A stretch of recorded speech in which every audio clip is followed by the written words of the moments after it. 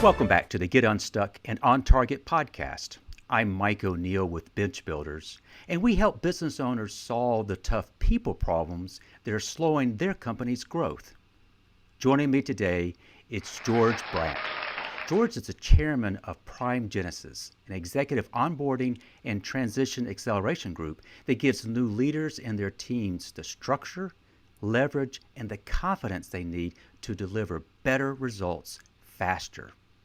Their total onboarding program, we'll probably refer to it as TOP, gets done in 100 days, what normally takes 6 to 12 months. In the process, their clients are able to reduce the 18-month failure rate from 40% to less than 10%. George could speak on a lot of topics. He's written 10 books just on the topics of onboarding and leadership, but he's written over 750 columns for Forbes and has written over 19 plays in musicals. Welcome, George. Delighted to be here. Looking forward to our conversation.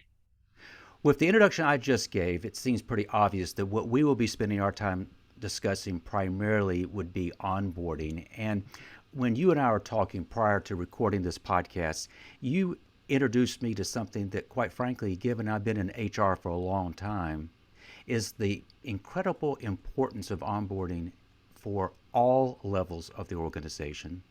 And my understanding is that Prime Genesis can help there, but a particular niche that you can help is when you're bringing key leaders, bringing executives into the organization. Do I understand that correctly? Oh, you do. It makes a difference.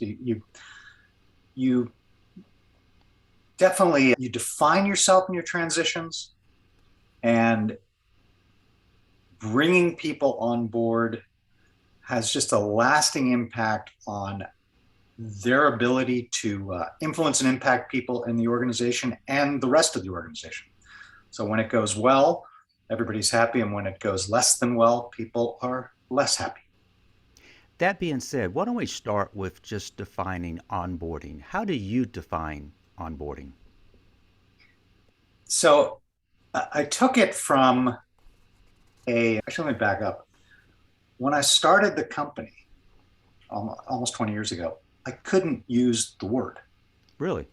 Nobody knew what we were talking about. Ah. And to the point was I went to Wiley with our first book, and I wanted to call it onboarding, and they said, no, nobody knows what you're talking about. And onboarding got relegated to be the third subtitle. And in our first book, The New Leader's 100-Day Action Plan, did well enough.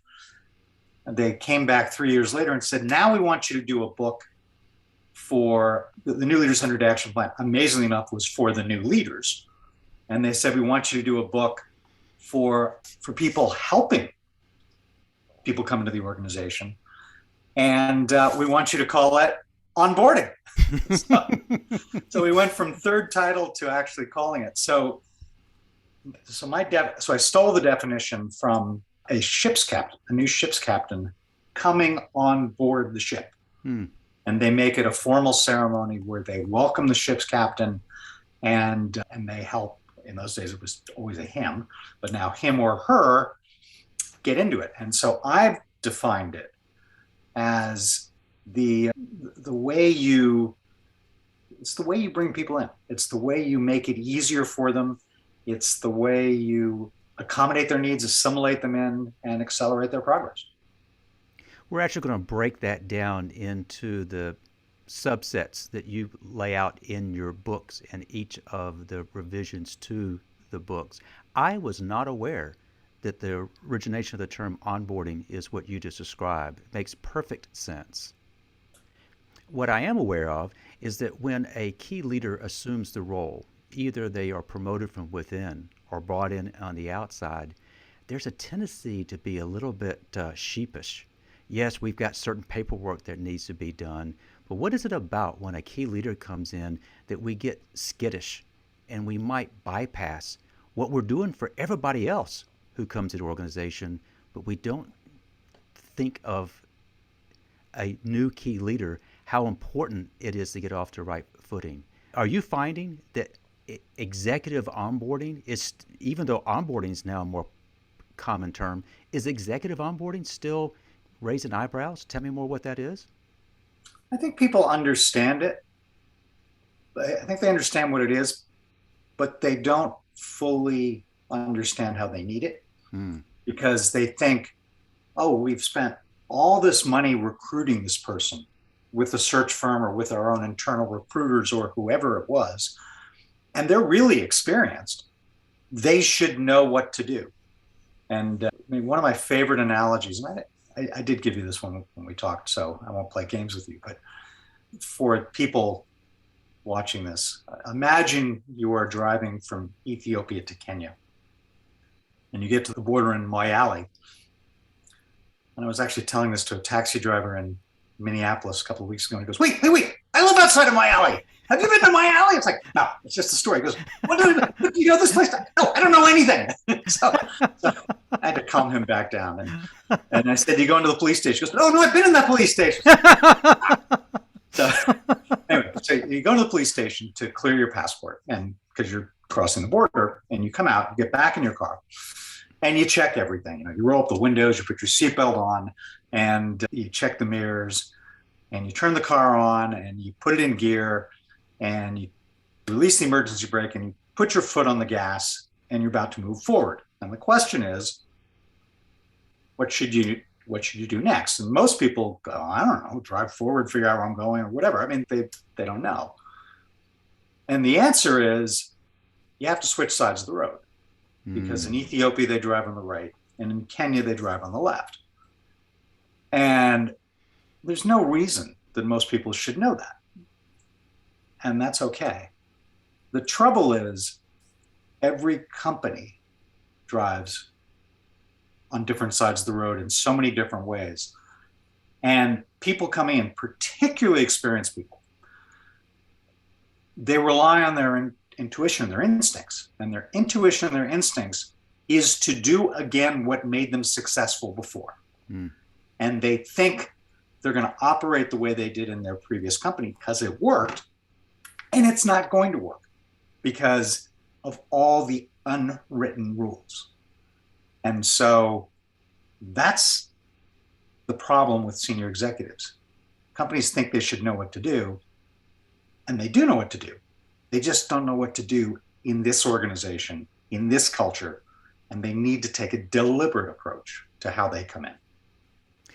I shared in the intro a somewhat staggering statistic, and that was the failure rate at 18 months, is that key leaders who come into a role, the failure rate of 40% just kind of took me back. And I know that is a number that you have derived from doing this for a long time. And through y'all's efforts, you can drive that down significantly. What is happening? Why are leaders failing so often, so fast? So let me tell you where the number came from, because we didn't derive it. It's from Heidrick & Struggles, executive search firm, did a study of 20,000 of their searches and found that of those 20,000, 8,000 people that they placed were either fired, forced out, or quit within 18 months. So that's where the number comes from. There are a lot of other people using different numbers, and they do surveys and they check, and the number always seems to come back somewhere between 35 and 50%. But I use the 40% because it was from that study. So that wasn't your question. Your question was, why did they fail? They fail for one of three reasons. Either they don't fit with the culture, or they don't deliver and don't get done what they're supposed to do, or they fail to adjust to a change down the road. And let me dig into each of those just a little bit. Because what happens is whoever you ask will blame the other guys. So if you talk to the company, they say, well, that new person, that new leader, they just didn't fit with us. And if you ask them, you ask the leader, they'll say, that company wasn't who they pretended to be. They misled me. And that's why I didn't. And so that's fit. Same thing with delivery. They couldn't get done what we needed them to get done, versus they didn't give me the resources I needed to get done what I needed to get done. And then failing to adjust to changes down the road, everybody just says things changed, and it happens. But those are the three reasons that people fail. And then for us, we can't fix the fit issue.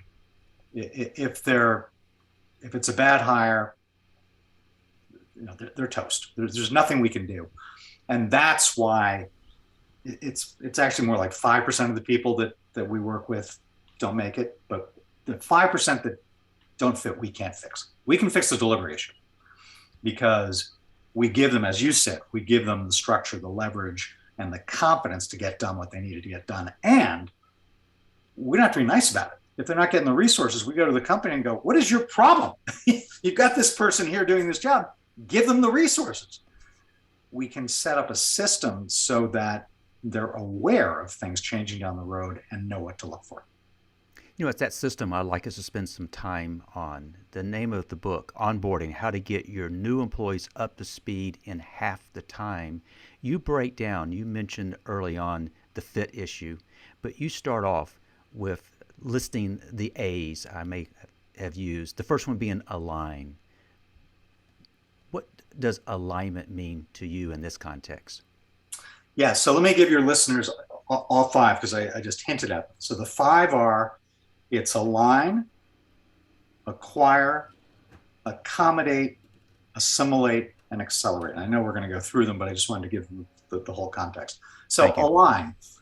If I were king of the world and in organizations where I have been king of the world, I would never let anyone start recruiting for any position until everyone was aligned on what we wanted that person to do. Essentially, think the job requisition, the job description, think the recruiting brief, but it's getting everybody aligned on what this person's going to do and what they're not going to do. It's particularly important for a new position, because if it's a new position, you're likely pulling something out of somebody else's position.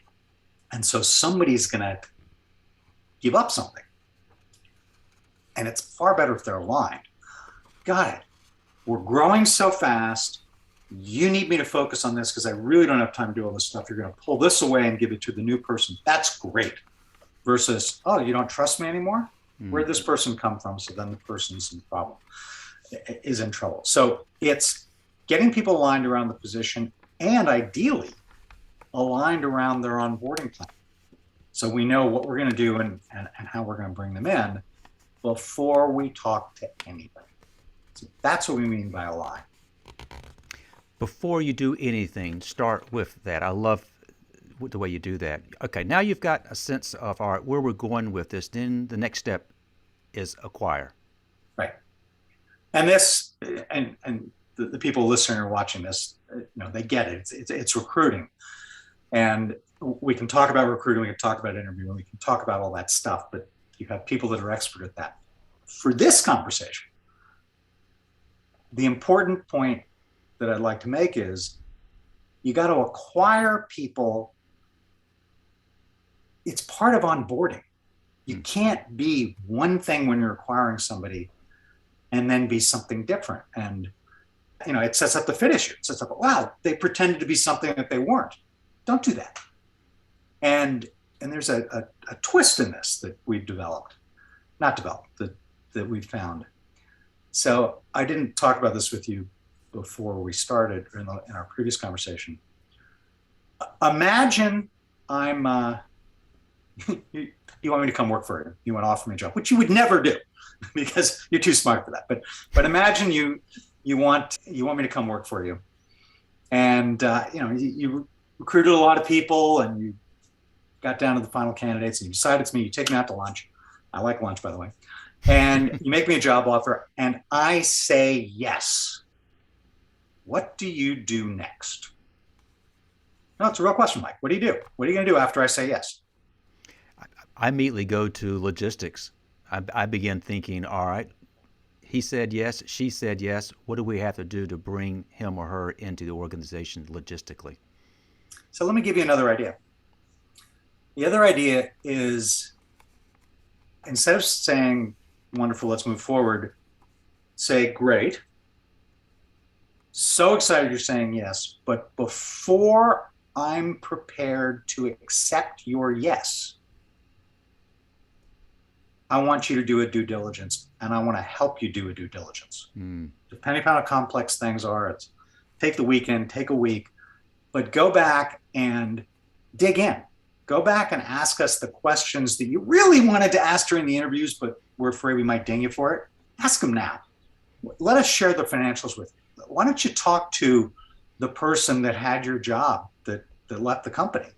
Why don't you talk to your direct reports, because you would never let anybody's new direct reports interview them. Right? Sorry.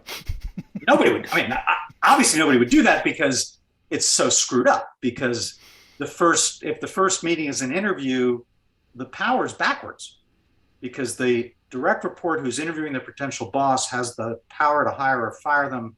It just gets the relationship off on the wrong foot.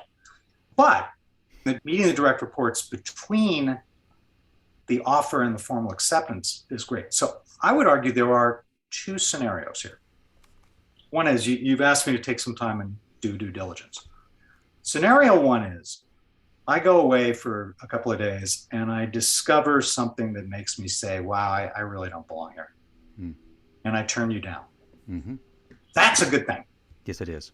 Because if I found it in 2, 3, 4 days, I was going to find it in my first 2 to 3 weeks. And what's different is now, if I turn you down now, you can go back to your second choice candidate, and your second choice candidate never knows they were second choice, because it was a two-day delay. Whereas if you try to keep them warm for a couple of months, they're going to know something's up. So scenario one is a win. Scenario two is I go away and I look at it and I come back and I say, yeah, I've dug into it and I'm even more sure I want to say yes. Think about how you and I started our relationship. You started it not as, and I'm sure I'm going to offend somebody with this, not as a transactional used car salesman trying to close the deal no matter what. You started it by helping me think about what was best for me. You started it by building our relationship, by doing something really trustworthy, by putting yourself at risk that I might say no. And obviously you needed me to start 4 weeks ago, 5 weeks ago. So either one of those scenarios is a win. So everybody should do that. Point is, this acquiring piece, it's part of onboarding. The way you interview people, the way you bring them in, the way you greet them, the way you treat them in the interview process, you are setting everything communicates. You are communicating your employee brand in the way you do this. George, this is absolutely brilliant. If you put a label on this, an offer's extended before it's official, you challenge the candidate to go back and ask the questions that they wanted to ask. What do you call that phase of it? Do you have a name for it? No, it's just due diligence. It's part of the talent acquisition process, and it's just worth paying attention to. I absolutely love this. And so for due diligence to take place on the candidate's part, they're going to have access to people they might not have had access in the interview process. So you almost have to make the organization aware that the candidate may be reaching out. And I don't know what the right choice words here, but you're looking for transparency here, are you not? Oh, absolutely. So when I've done it myself, the new direct reports are critical, because the new direct reports have a huge bias at this point to tell you the truth. Because if they tell you something's bad and you don't take the job, they're fine. If they don't tell you about the bad thing and you show up, they weren't transparent, and they've destroyed trust with their new boss. So they will tell you the truth. One company that I joined, I was getting hired in May. And what they told me was there was no chance of making the annual plan targets. And my first year's bonus was going to be based on meeting targets. I see. And so before I accepted, I renegotiated the plan targets for myself and everybody that worked for me. And then we hit our bonuses. They liked me. Well, the people that worked for me liked me. I can see why. Now we're Yeah. working through these steps: Yes, align, sir. acquire, then we move into accommodate. So this is actually where a lot of people started onboarding. So when onboarding came in, people read my book and oh, by the way, I got to tell you about the midnight raid on Wikipedia. Hmm. The moment within 24 hours of signing the contract with Wiley for the onboarding book, I did a midnight raid on the onboarding topic on Wikipedia and replaced it with essentially the first page of our new book. 9 months before it was published. Wow. And so for 9 months, everybody was using our definition of onboarding and going through these, the align, acquire, accommodate, somebody. And so they were using the acquire, accommodate stuff. And then the book came out and all hell broke loose. People were so mad at me because they figured out what I did. And they tried to take it down. They said, you can't do this. Or, we got to take your name off it. Or, we're not going to. And I said, you can't do that because you're violating my copyrights. And so eventually it evolved away, but we got it was like a 2-year head start on everybody. And so we started redefining what accommodate means. But they started with accommodating and onboarding, a lot of onboarding, there are companies that do this. And they focus on making it easier for people to fill out forms. And they put them all online. You've probably seen these. Here's our onboarding system. And it focuses on that day one, which is great. It's important, but it's not the only thing that's important. And then people went into assimilate. They said, oh, great. We read this stuff. Here are 10 people you need to go talk to. We'll come back to that later. Okay. But the accommodate thing. So I got 2 stories. So we had one company, back to one of your earlier points about executives versus, call it managers. This company, they were really stuck on accommodating the needs of their executives. Because what happened was the people, manager and below, the minute they signed an offer letter, it triggered a request for a computer in their system. So if you sign an offer letter and you show up 2 weeks later, 4 weeks later, they ordered the computer, day one they gave you a computer. Executives got to pick their own computers, which was great. And the people for executives, they waited for the executive assistant to order the computer. Of course, they also let the executives pick their executive assistants. So they'd show up and take a couple of days to interview executive assistants or show up with their executive assistant. And then their executive assistant would order the computer, which would take 2 to 3 weeks. So these people were sitting there with no computer for 2 weeks. I mean, this is just stupid. So they were stuck. And we got them unstuck by changing the process. So they had to do that. So that's one story. The other story that I love, and I don't know if did I tell you the IBM story? No. So this guy shows up at IBM and Purchase, New York. They have this beautiful campus up on a hill. And on his first day, he wanted to go to the learning center. So he walked across the meadow, down the hill, literally through the woods they have this whole separate learning center. It's gorgeous.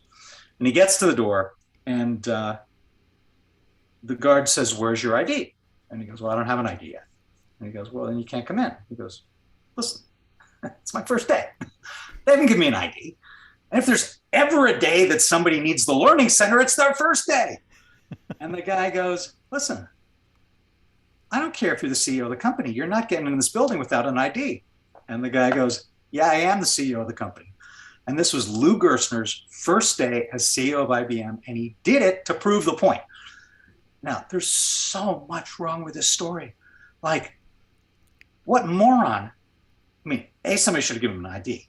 B, how could somebody see him walk out the building to go to the learning center without calling ahead and going, hi, this is the CEO's secretary. We're making an exception on the policy for today. The CEO is showing me to. So sometimes IBM gets stuck in its own ways. So accommodating, and I'm sorry, I'm using a lot of words without getting to the point. Accommodating is, aligning is making sure we're all on the same page around what this person's going to do. We want to acquire them in a way that is part of onboarding. And accommodating is just making it so they can do work on day one, ID, computer, desk, whatever. I mean, I got lots more stories. I don't know how you're feeling about time. I've got time for one more ridiculous accommodating story. Of course. So we were working with a guy who had started with a company, and his prior company had exercised their non-compete, and he had to literally sit on the sideline for, it was 9 months, because he'd been there 3 months, and he had a 1-year non-compete. And he was coming back in, and they used us to have him come back in. And one of the things we tell people to do is don't assume the company's going to accommodate all your needs. Figure out what you need and get somebody to do it for you. And I said, some people are whiteboard people and some people are flip chart people. I mean, I've got a whiteboard flip chart behind me. There are whiteboards all over this office. You can't see it. I'm a whiteboard person. And the guy goes, his eyes lit up and he goes, "That's it." What's it? I was here 3 months and I never felt comfortable. And it's because in my previous company where I was at for 22 years, I always had a whiteboard on my wall. And I never thought to ask for it, and nobody thought to bring it there. And I just never knew why the office didn't feel right. I said, okay, well, you're starting again in 4 weeks. Let's get somebody to get you a whiteboard. Great story. Yeah. Excellent. If we have worked through alignment, acquire, accommodate, assimilate is the next term. And assimilate is about helping people work with others. And on the one hand, it's pretty simple. But there are pieces of it, and I'm probably going to forget some of them, but there are things you can do. So one is meeting people. And as I said, people figured out they should meet people. And so they give people a list and say, go meet these 10, 15, 20 people. But that's just woefully inadequate. You should, if you're helping somebody come in, if you're helping them assimilate, they need help. They don't know which side of the road to drive on. They don't know what's going on. Introduce them. And introduce is an active verb. Introduce them by saying, Mike, I want you to talk to Susan. Susan is an expert in this, and this, and you should learn this, and this from her. Susan, I'm sending Mike to meet you. Mike's going to be doing this, and this. Could you please tell him about this, and this? It takes 60 seconds. And then I make your half-hour, 20-minute conversation, whatever it is, just so much better. So it's the meeting the people. Second thing is meetings, these big meetings. In the old days when people were actually in the office live, and eventually some people will go back to offices live. Everybody used to hate meetings, unless you're the new person. Mm-hmm. If you're the new person, these meetings are where you can meet people and know what's going on. So those are good. Projects. Put these new people on the big, hairy, complex projects that they're not going to understand, so they can learn. So they can meet people. They don't have to contribute on their first project. But they can't contribute on their second project until they've done their first project. So at some point, you got to put them on a project. And then one of my favorites is, I won't spoil the story. One of the marketing people at Coca-Cola when I was there seemed to have a special relationship with the CEO. We never knew why. But these guys were always on the same page. They were always in the same sync. They were in sync. They could practically finish each other's sentences. Anything he wanted to sell to the CEO, it seems like it had been pre-wired. And then we figured out they went fishing together every Sunday and spent 5 hours in a boat talking about stuff. The other one was, there are companies that map networks, internal networks. And there was one company where there was a guy who just seemed to be connected with everybody. I mean, all the information flowed through this guy. Nobody could figure out why. He knew just where to get your information from this person. Well, this was the guy that arranged the company's weekly hunting trips So all the hunters had to go to him to tell him what was going on.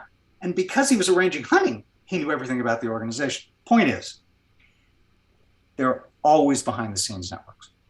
There's always the kids, the parents that have the kids in the same school, that go to the same church or synagogue or temple or whatever. There are the people that always go to the same lunch, belong to the same country club, the bowling league. They shop together, they commute together. There are all these behind the scenes networks. There's no way for a new person to figure them out unless you help them. So all that's part of assimilating. And it's not, people take it for granted and they say, oh yeah, they'll fit in. No, they won't. And they won't do it fast enough. And the only thing they can do, so track the Olympics at all? I do. Swimming? Yes. So female swimmer American swimmer won a bunch of gold medals. You know who she was? I'm not sure I can pronounce her last name. Is it Ledecky? You're well done. Katie Ledecky. Ledecky, thank you. So she won whatever it was, five, let's call it 5 gold medals. She and who else? Good point. Who else? I don't remember. Her team. So she doesn't get there without her parents who support her, without her coach, without her trainer, without her sponsors. And hello, some of those races were relays. The only thing a new executive or most new managers or probably anybody going to an organization can do all by themselves is fail. If they're going to get anything done, it's with others, which is why the assimilating piece is so important. I love that example. I will use it. Thank you. I, in the intro, pointed out that what your organization has been able to help your clients do is compress this time. Do it right, but do it faster. I shared that what would normally take 6 to 12 months, the approach that you recommend as outlined in your book and with your consulting group, is that 6 to 12 months can be done in 100 days. Speed, accelerate, that is the last one. Why is acceleration important? Well, it's kind of like sharks. I mean, if they're not moving, they're dying.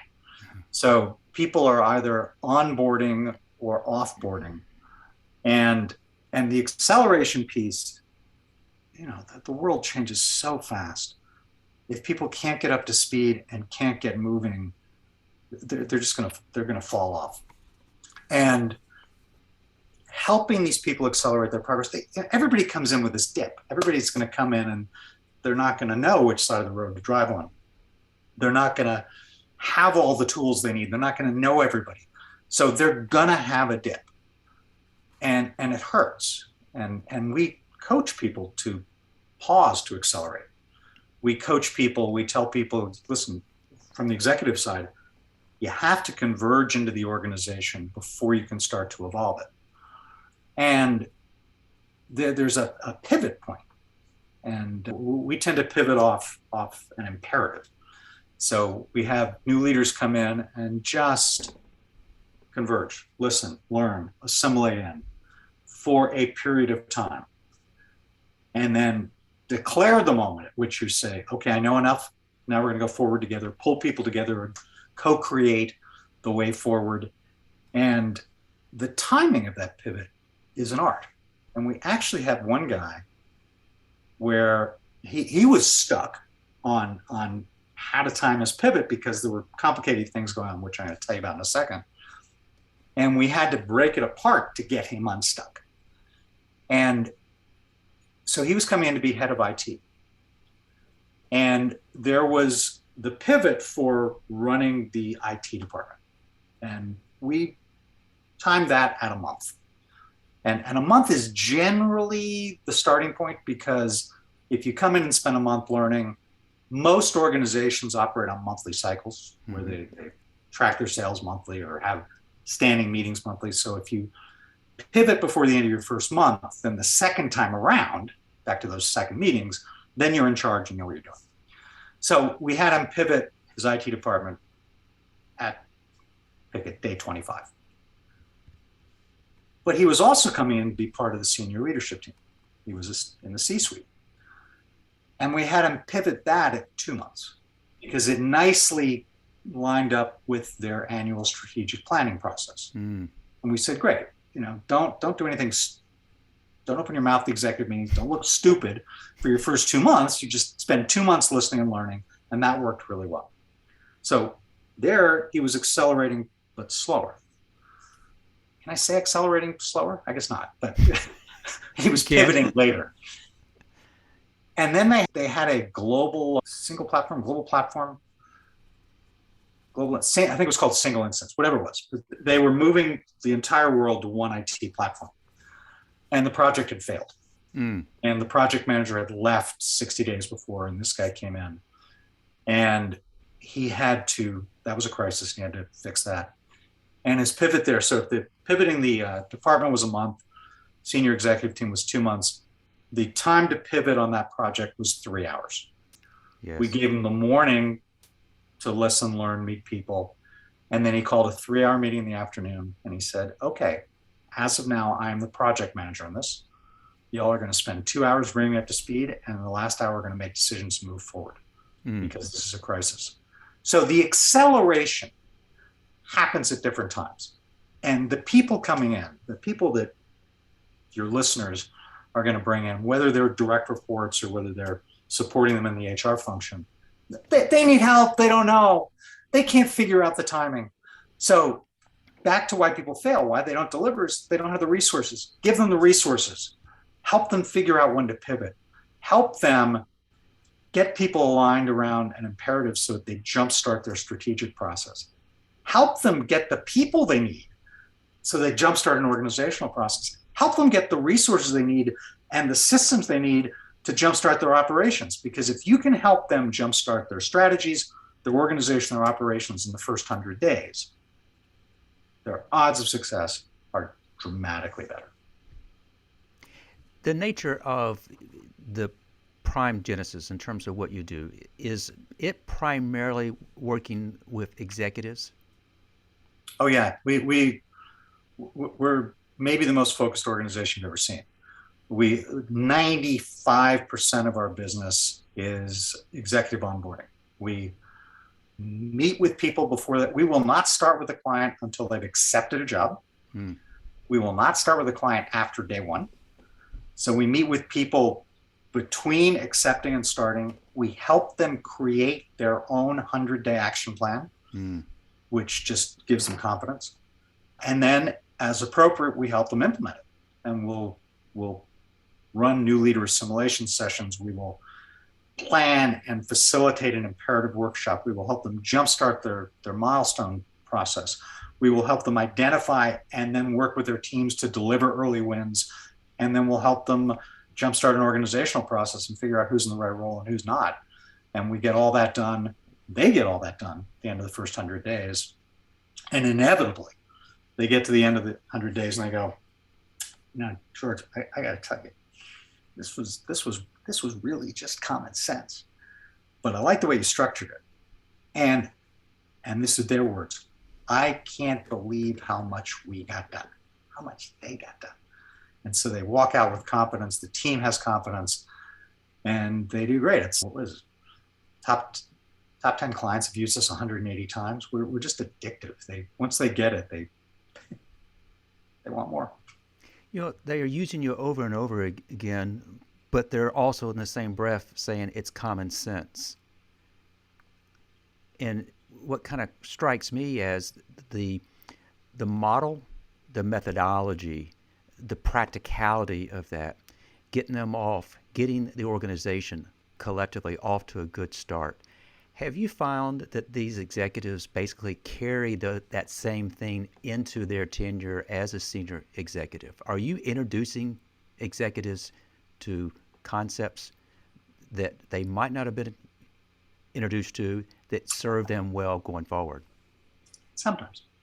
So I started with a lady 2 months ago, chief operating officer of a company, and we met for the first time before she started to create her 100-day action plan, and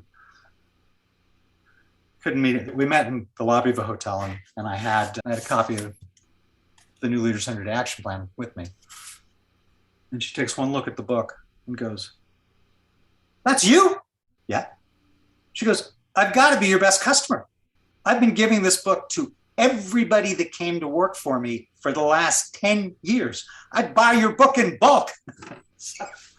So, we got along like a house on fire, of course, but I really wasn't introducing her new concepts. She already knew them. Wonderful. But, so that's a flip answer. The answer is yes. So absolutely the executives we work with, but even our best corporate clients, they only use us for 4% of the onboarding, because the HR team, they can do this. It's common sense. You take the book, you do this, or you take the onboarding book, you give the onboarding book to the new leader's boss. You give the new leader-centered action plan to the new leader, and it works. So 96% of the time they don't need us. They love us for the 4% that are going to take a lot of time, because if they did it, it would take 25% of their time. Mm-hmm. For 4% of the people, it's like, well, they can't do that. They have other jobs. So they use us for that, and then they use our concepts and structure and frameworks with everybody else. George, I find myself, I probably have 20 questions already kind of in my brain, but I don't know if we're going to have time to get all 20. What I can say to you is what you've shared, the concepts are practical, but what I'm particularly taking into consideration is how vitally important onboarding is, particularly with senior leaders, and that failure to do so has profound consequences that permeates the organization. It permeates potentially the client base. It just has an incredible ripple effect. It must be gratifying, however, to be sitting in that hotel lobby, and when she looks at you, you said it was flip. I think that would be just very affirming for her eyes light up and say, I'm probably one of your biggest customers. Now, the book that we've been talking about, it's in which edition now? No, the onboarding book, we only did one. So this one's it's we got it right the first time. So is that a Wiley? That's Wiley. Well? Yes. Now, I know you have published a number of books. You have published 10 books just on leadership and onboarding. Yes. It doesn't take much to get you excited about that topic, I can tell. I know, sir. I do have to ask, since I listed this in the intro, what's so unusual about you is not only are you highly recognized for your expertise here, but you have other interests.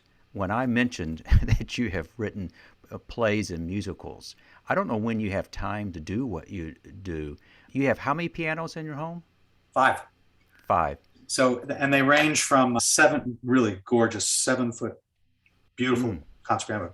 I have an upright, I have a professional keyboard, I have a less than professional keyboard that I take away on weekends, and I have a roll-up keyboard. Do you really? It fits in my briefcase, so I can take it on a business trip. It doesn't really sound so good, but as I'm composing music, I can hear what it sounds like. I'm confident we have listeners who would be interested in more about that. George, you have given us just kind of a smidgen of what you could bring through your books and the like. But if folks want to learn more and reach out to you online, what's the best way for them to connect with you? Well, I'm crazy findable. I mean, literally, if you just Google George Bradt, I will come up. All my contact info is on the Prime Genesis site. So if you go to primegenesis.com, it's there. If you Google Bradt and Forbes, you can pull up my articles. The trick there is because they're all online, you can Google Bradt, Forbes, interviews and get my insight on interviews, or executive onboarding, that'll come up, or assimilation. So with 750 plus articles, there's something on whatever. But Prime Genesis site, I'm crazy findable. Well, we'll obviously include that website, your LinkedIn profile, and other ways to contact. Now, for those who are listening, Bradt is spelled Bradt, So if you're going to be Googling, they'll probably still find you anyhow, as Oh yeah. prolific as you actually are. As anticipated, George, I'm sitting here writing and absorbing as fast as you were speaking. And this has been a real great learning experience. Thank you for sharing your expertise with us today. Absolutely my pleasure. I also want to thank our listeners for joining us today. Every Thursday, we upload the latest episode to all the major platforms. So if you haven't already, please subscribe. Got a question for you, the listener. Are people problems keeping you up at night? Let's talk. Head to bench-builders.com to schedule a quick call. We'll explore ways to help you solve those people problems so you can again focus on growing your business. So I want to thank you for joining us, and I hope you've picked up some tips from George that will help you get unstuck and on target. Until next time.